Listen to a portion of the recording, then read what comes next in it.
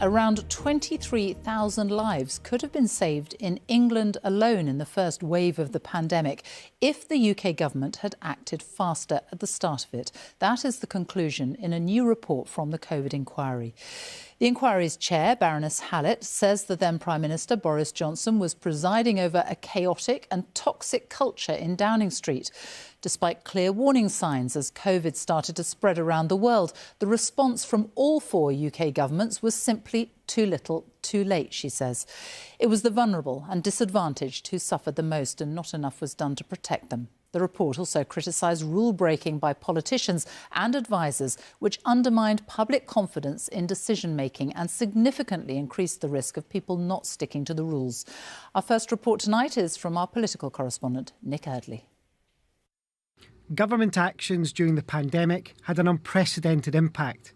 From this evening, I must give the British people a very simple instruction. You must stay at home.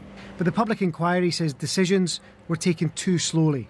That cost lives, and across the UK meant lockdowns became inevitable. I can summarise my findings of the response as too little, too late.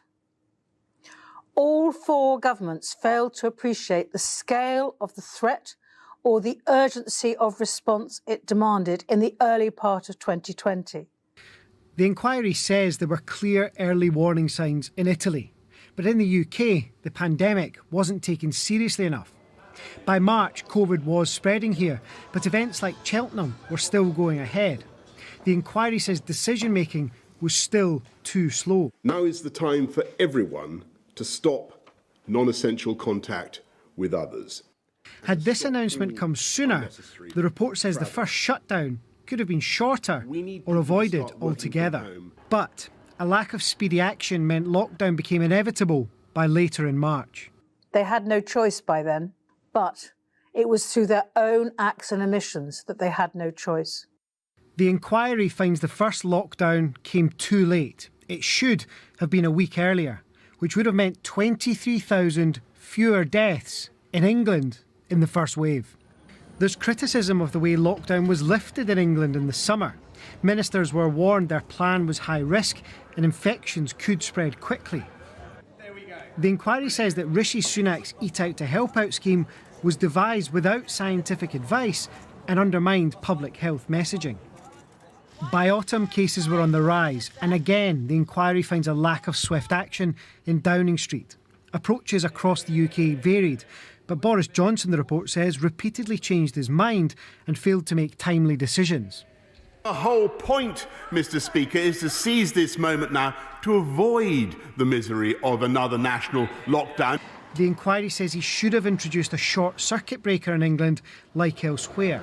Not doing so meant a lengthier lockdown later and a bigger economic impact.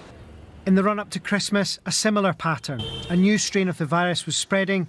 Governments across the UK failed to take decisive action. Mistakes were repeated before another lockdown just days before Christmas. The report paints a damning picture of what went on behind this door. There was a toxic and chaotic culture at the heart of the UK government, it says. Boris Johnson often encouraged it. Matt Hancock over-promised and under-delivered. The behaviour of Dominic Cummings was destabilising. And there's more. The Cabinet was sidelined in decision-making. Parliament didn't have enough of a role. And there was a lack of trust between the Prime Minister and devolved leaders in Scotland, Wales and Northern Ireland. The COVID pandemic leaves many lasting legacies. Today's inquiry report paints a picture of action that was confused and slow, having a devastating impact. And there is a lot to digest tonight from these 2 volumes of this report, 750 pages in total. It also talks about perceived breaches of the rules in Downing Street, such as Dominic Cummings' trip to Barnard Castle, and talks about how that created a great deal of hurt in the country and undermined public confidence in what politicians were doing. We've not heard from many of the main players. Boris Johnson and Matt Hancock are yet to comment tonight. Mr Cummings has criticised the process and says it allows a rewriting of history. But the main takeaway is this: there were repeated failures to get ahead of the virus, to work out what needed to happen next. And Lady Hallett blames a lot of that on chaos in Downing Street. Nick, thank you. Well, there was praise for the UK government on the rollout of the COVID vaccine at the end of 2020. It was called a decisive turning point and a remarkable achievement. But today's report went on to say that a failure to learn from initial mistakes during later waves of the pandemic was inexcusable.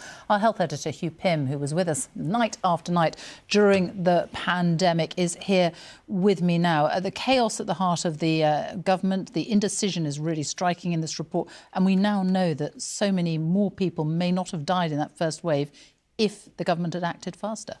Yes, Sophie, that figure of 23,000 lives which could have been saved, according to estimates, if